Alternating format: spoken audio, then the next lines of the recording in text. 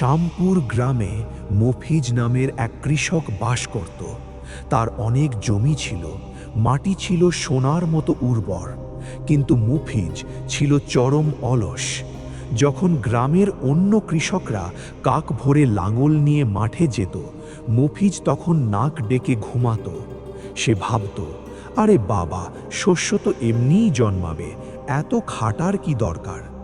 আগাছায় তার মাঠ ভরে যেত, পোকা ধরত ফসলে, কিন্তু মফিজের তাতে কোনো ভ্রুক্ষেপ ছিল না। সে গাছের তলায় শুয়ে শুয়ে কেবল বড় বড় স্বপ্ন দেখত। একদিন দুপুরে মফিজ এক বিশাল বটগাছের নিচে ঘুমানোর চেষ্টা করছিল। হঠাৎ উপর থেকে একটি কর্কশ ডাক ভেসে এলো, কা কা কা, সাবধান মফিজ, সময় বয়ে যাচ্ছে। মফিজ চোখ পচলে উপরে তাকিয়ে অবাক হয়ে গেল।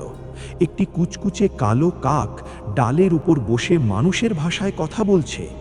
মফিজ ভয় পেয়ে বলল, তুমি তুমি কথা বলতে পারো?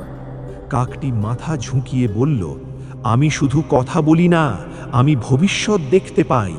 মফিজ, এই অলসতা তোমাকে এমন এক বিপদে ফেলবে যেখান থেকে ফেরার পথ থাকবে না। তোমার ফসলের মাঠের নিচে এক গুপ্ত ধন আছে, কিন্তু যদি 7 দিনের মধ্যে আগাছা পরিষ্কার না করো, তাহলে সেই গুপ্তধন চিরতরে মাটির গভীরে হারিয়ে যাবে। গুপ্তধনের কথা শুনে মফিজের আলস্য এক নিমেষে উধাও হয়ে গেল। সে ভাবল, মাঠ পরিষ্কার করলেই যদি সোনা দানা পাওয়া যায়, তাহলে আমি আজ থেকেই কাজে নামব। সেদিন থেকে মফিজ দিন রাত এক করে মাঠে কাজ শুরু করল। গ্রামের মানুষ অবাক হয়ে দেখল যে মফিজ সূর্য ওঠার আগে বিছানা ছাড়ত না, সে এখন দুপুরের তপ্ত রোদেও কোদাল চালাচ্ছে। 7 দিনের মধ্যে তার মাঠ একদম পরিষ্কার হয়ে গেল। আগাছাগুলো উপড়ে ফেলে সে জমিকে নতুন করে সাজালো। কিন্তু 7 দিন পার হওয়ার পর সে কোনো গুপ্তধন খুঁজে পেল না।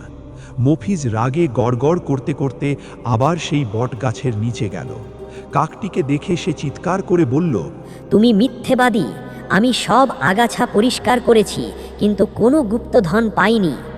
কাকটি শান্তভাবে ডানা ঝাপটে বলল, মফিজ, একবার নিজের মাঠের দিকে তাকিয়ে দেখো।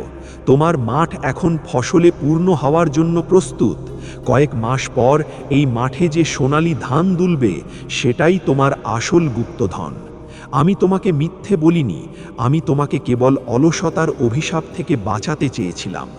মনে রেখো, পরিশ্রমী মানুষের জন্য মাটির প্রতিটি দানাই এক একটি গুপ্তধন। মফিজ স্তব্ধ হয়ে দাঁড়িয়ে রইল। সে বুঝতে পারল, কথা বলা কাকটি আসলে তাকে জীবনের সবচেয়ে বড় পাঠ শিখিয়ে দিয়েছে। সেই থেকে মফিজ আর কখনো অলসতা করেনি। সে গ্রামের সবচেয়ে সফল কৃষক হয়ে উঠল। আর সেই রহস্যময়ী কাকটি, তাকে আর কখনো কথা বলতে দেখা যায়নি। তবে মফিজ যখনই মাঠে কাজ করত, কাকটি দূর থেকে তাকে পাহারা দিত। গল্পের মূল শিক্ষা: পরিশ্রমের চেয়ে বড় কোনো জাদুকরী শক্তি নেই। সুযোগ সবসময় দরজায় কড়া নাড়ে না, তাকে কর্মের মাধ্যমে তৈরি করে নিতে হয়।